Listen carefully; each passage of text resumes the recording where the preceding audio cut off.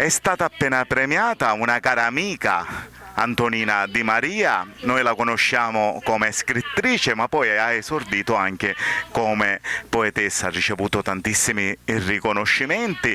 Questa sera è stata premiata con una poesia che porta come titolo Storia di un bambino in un campo di concentramento. Allora Antonina, ti do il benvenuto e ti ringrazio per aver accettato questa intervista. Grazie Francesco, sei stato un caro amico di quello che mi ha, La targa. sì, quello che mi ha incentivato a scrivere le poesie.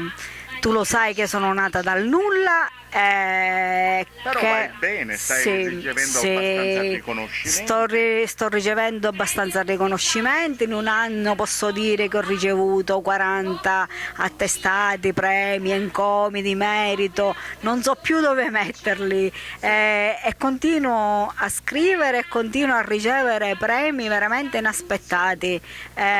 Sono orgogliosa di quello che mi hai fatto provare Antonina, è tutto merito del tuo talento, tu mi emozioni, quindi adesso io voglio ascoltare la poesia. e io la leggo con volentieri. Storia di un bambino in un campo di concentramento.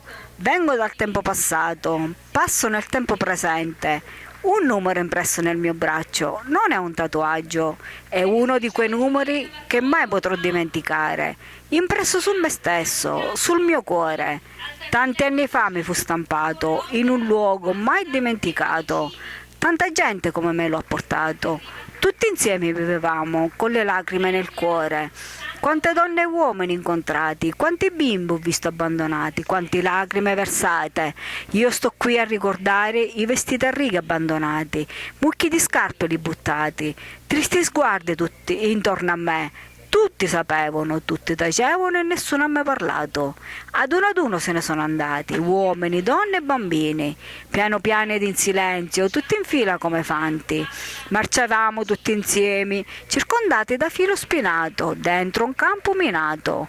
Per un piatto di minestra dovevi fare la palestra, tra bracciati e spintoni co fucili hanno puntati. Quante bocche inariditi, stiamo zitti per favore. Io bambino un giorno chiesi alla mamma, dov'è papà? Lei guardandomi disse, là.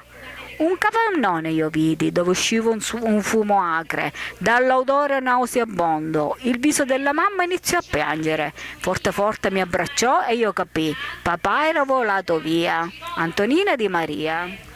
Grazie Antonina, intanto ti riconsegno la targa che hai ricevuto prima e poi ti regalo anche il profumo della mia partenico, l'origano dell'azienda di mio padre, è un attestato di...